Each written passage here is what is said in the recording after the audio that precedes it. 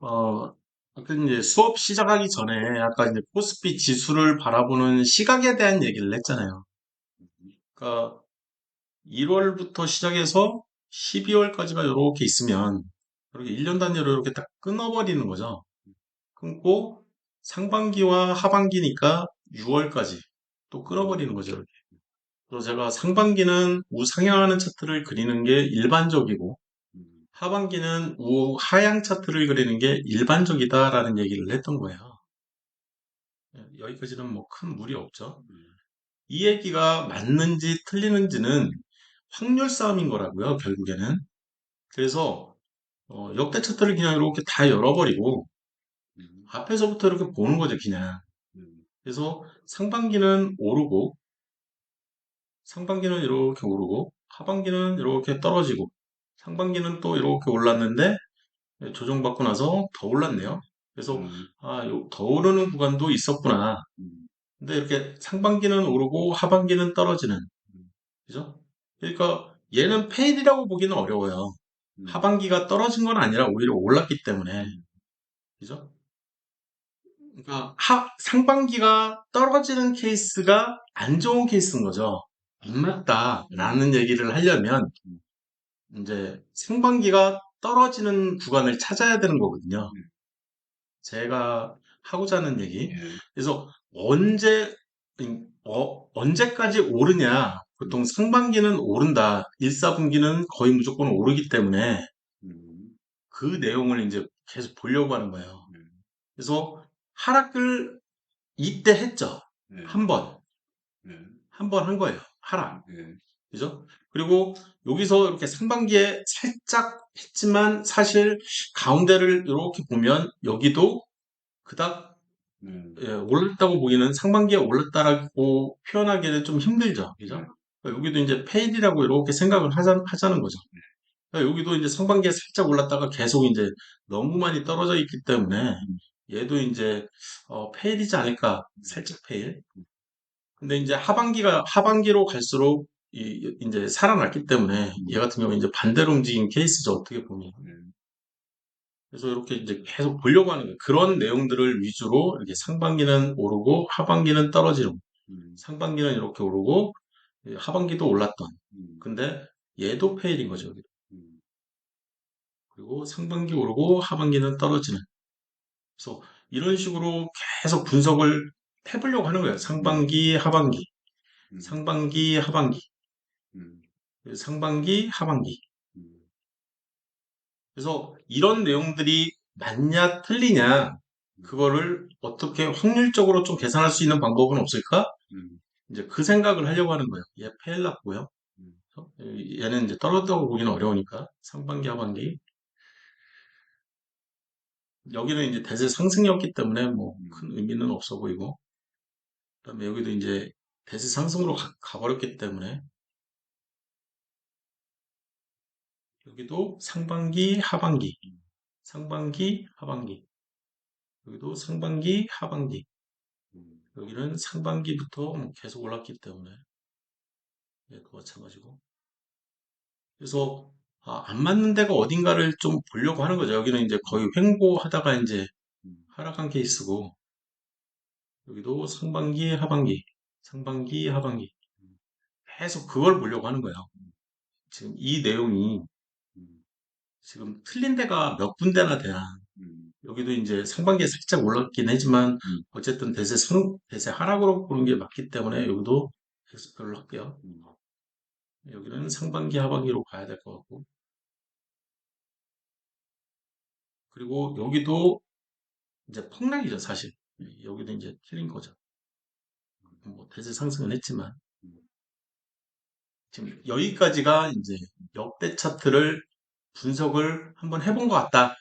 그래서 여기서부터 시작해서 1985년부터 시작해서 10년, 20년, 30년, 한 35년, 한 35년, 6년 그 정도를 봤는데 페일라는 케이스가 한 번, 두 번, 세 번, 네 번, 한 다섯 번 정도 있었어요. 예를 들어서.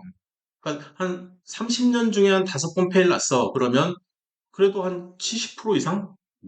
80% 이상의 확률로 우리나라 증시는 상반기는 대세 상승하는 것처럼 느껴지고 하반기는 폭락하는 것처럼 느껴지더라. 근데 상반기에 폭락을 해버리면 하반기에는 살아날 가능성이 다 살아났잖아요. 하반기에는. 그죠? 상반기에 이렇게 폭락을 해버리면 반등을 좀 많이 하고 뭐 추가 폭락을 한 케이스는 한 번을 빼고는 그죠? 여기서도 이제 바로 반등해버렸으니까 두 번? 여기까지 치면 두 번인 거죠. 그죠? 그러면은 뭐 90% 이상의 확률인 거죠. 확률로 보면 90% 이상의 확률로 하반기에는 그러니까 상반기에 하락을 한 경우에 하반기에는 상반기 하락하면 하반기에는 상승할 거다. 아니면 상반기에 상승은 거의 한 70% 이상 확률로 하더라. 설사 하락하더라도 하반기에는 상승하더라.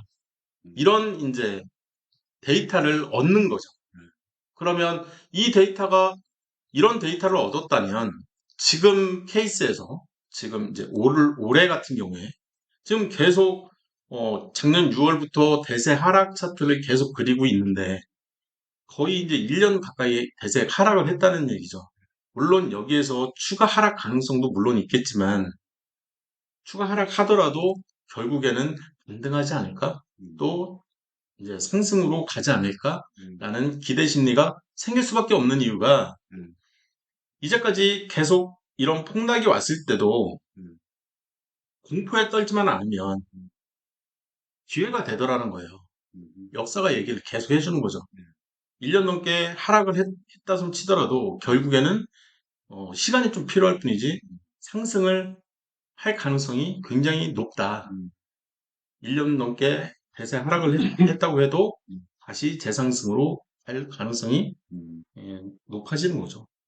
그러면 지금 이제 굉장히 큰 대세 상승이 왔는데 이 대세 상승은 사실 이쪽에서의 이 대세 상승이라고 치고 지금의 이 대세 하락은 이쪽에 이 대세 하락 이 오른쪽에 있는 이쪽 이 대세 하락 쉽게 얘기하면 그 전에 이 고점들 근처까지 하락한 경우도 있었기 때문에 그러면 이 중고점이라고 하면 요 정도 되잖아요. 그죠? 요 정도까지도 하락할 수도 있는 거죠. 2200? 한 그 정도까지? 지금 2600이니까. 근데 가장 최근의 고점은 요 정도잖아요. 2500, 600, 한 그 정도 되는데 지금 위치가 그 정도 위치 되는 거 아니야? 그런 생각을 갖고 있는 거죠. 그러면 한 요 정도 되고 있기 때문에 지금 여기서 이렇게 움직이고 있는 이 박스권에서 이렇게 움직인다라고 생각을 많이 하는데 사실 이 박스권은 이 정고점이 만들어 놓은 거 아닐까? 이런 생각을 가질 수도 있다는 거죠. 그리고 여기서 하락을 한다 그러면 다시 그 정고점에 해당되는 한 2400 얼마? 뭐 그 정도까지도 계단 하락을 또 할 수도 있는 거고. 왜냐하면 금리를 올리고 있는 상황이기 때문에 증시에서는 돈이 빠져나갈 가능성이 높다는 거죠. 그냥 이런 식의 분석. 그래서 나는 이제 대응하는 쪽이잖아요. 내가 그러면 언제 좀 많은 돈을 투입을 할까라고 했을 때 그냥 지금 대세 하락이 여기서부터 이렇게 되고 있는데 얘 가지고는 판단하면은 좀 힘들 것 같고 지금의 대세 하락 차트는 이 대세 하락 차트로 보여지니 이 대세 하락이 끝나면 이 오른쪽에서 뾰족 튀어나오는 것을 확인하고 나서 이쪽에서 타겟팅을 해서 금전을 투입하면 되지 않을까? 라는 생각을 갖는 게 오히려 낫지 않을까라는 생각인 거죠. 그래서 지금은 박스권에서의 수익률은 제가 항상 스윙이 제일 높다고 했잖아요. 이런 박스권에서는. 그러니까 스윙을 하는 거죠. 또는 단기 투자를 하든지. 그래서 수익을 조금씩 조금씩 좀 짧게 치는 거죠. 그렇지만 이런 대세 상승이 온다는 생각을 하면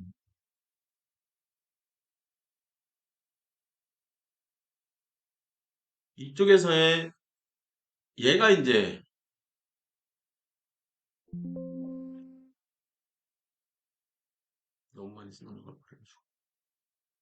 이쪽에서의 이 돌파가 일어나면서 대세 상승이 시작될 것 같다라는 생각을 갖게 되면 또는 이쪽에서의 뭐 3개월 정선 돌파나 이런 것들로 이제 계산을 해서 여기서부터 생각을 하는 거죠. 이렇게 대세 상승이 갈 것 같다. 그러면 음, 내 자금 투입은 포인트를 이쪽부터 시작점이죠. 자금 투입의 시작점. 현금을 내가 언제 더 많은 돈을 내가 증시에 투자를 할까? 이런 생각들을 할 때 어떤 기준을 가지고 계속 생각을 하는 거예요. 그래서 내가 3개월, 지금 보시면 이쪽 박스권에서 움직일 때 3개월 정도, 제가 3, 6, 9 계속 그 생각을 하잖아요. 그래서 한 3개월 정도 하락을 했어. 한 달, 두 달, 세 달 하락을 했는데 돌파가 일어난. 그런데 요쪽 봉인 거죠. 그러면 나는 이쪽 봉에서 자금을 좀 더 넣을까? 이런 생각을 하는 거고, 반대로 한 달, 두 달, 세 달이 지난 얘가 깨지고 있는 이쪽 봉인 거죠. 이런 봉이 보이면 전체 자금을 좀 축소시킬까? 전체 투자금을 좀 축소시킬까? 이쪽도 다 마찬가지거든요. 내가 한 달, 두 달, 세 달 정도 간 이후에 이런 봉이 나왔을 때 이 오른쪽에서부터는 나는 좀 자금을 좀 축소시켜야 되겠는데 이런 생각을 좀 갖는 거죠. 투자금을. 그래서 전체 투자금을 줄였다가 늘렸다가 줄였다가 늘렸다 하는 기본이 제일 처음에는 한 달, 여기서부터 한 달 기준으로 우상향되게 그렸을 때 그러면 나는 투자금을 여기서부터 이제 줄여 나가야 되는 거죠. 내 투자금은. 주식에 대한 투자금을 다만 10%, 20%를 줄이려고 생각을 하는 거죠. 그러다가 내가 한 달 정도 지나서 이렇게 또 이 정상 돌파를 하고 있으면 내가 다시 그 뺀 한 20% 정도를 다시 늘릴까? 이런 생각을 또 갖고 있는 거고. 그러다가 여기에서 또 한 달 정도 지난 얘가 또 깨져서 무너지고 있으면 다시 20% 정도를 다시 추가적으로 돈을 빼는 거죠. 주식에서. 근데 3개월짜리가 무너지면 더 빼는 거죠. 최소 20% 이상은 무조건 빼야 되는 거고 현금화 시키려고 하는 거고. 이해되셨죠? 네. 전체적인 자금 운용을 어떻게 할까? 그거에 대한 기준점은 코스피 지수를 기준으로 하는 게 좋을 것 같다라는 생각인 거예요. 그래서 지금은 이제 맥스로 들어가 있지만 문제가 저를 만난 시점이 좀 이 대세 하락의 이 시작 포인트 어디쯤이었던 걸로 제가 기억을 하는데 그래서 지금 이제 계속 배우고 있는 중인 거죠. 근데 어떻게 보면 굉장히 좋은 시점에 배운다라고 생각을 하시는 게 좋아요. 왜냐하면 이런 대세 하락 차트를 내 인생에서 최대한 빨리 경험하는 게 좋거든요.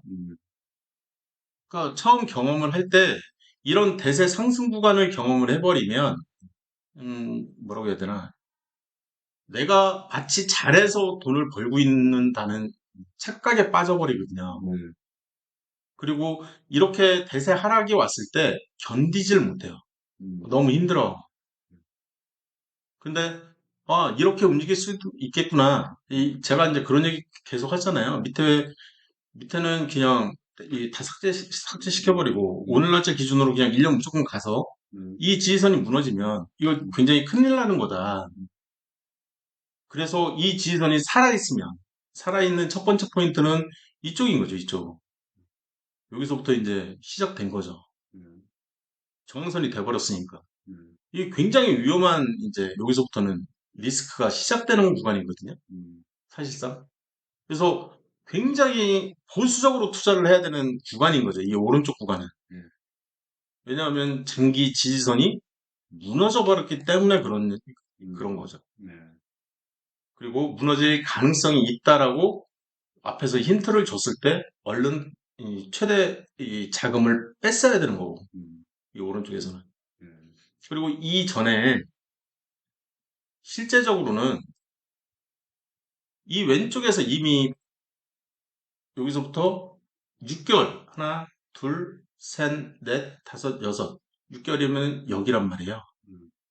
그래서 이날 이미 얘기는 해준 거예요. 나 위험하다. 나 위험해. 위험하다는 사실은 이미 이제 여기서부터 계속 경고는 하고 있었던 거죠. 그리고 완전히 무너진 거는 이 오른쪽이 되는 거죠. 그래서 완전히 무너져서 얘가 이제 저항선으로 완전히 바뀌어버리면 굉장히 좀 크리티컬해지니 보수적으로 그때부터는 이제 무조건 하는 게 좋을 것 같다. 이런 이제 기준점을 만들어 놓은 거죠. 그래서 이 기준점이 진짜 잘 맞아? 안 맞아? 그거는 이제 과거 차트를 통해서 검증을 계속 하는 거고, 과거에 1년짜리 지지선이 저항선이 딱 됐어? 그러면은 얼마나 무너져 내렸는지. 또 이렇게 막 이렇게 올라가다가 지지선이 여기도 1년짜리잖아요. 1년짜리가 무너졌어? 여기서부터 여기까지 폭락을 해버리는 거잖아요, 지금. 굉장히 리스크가 크죠, 어떻게 보면.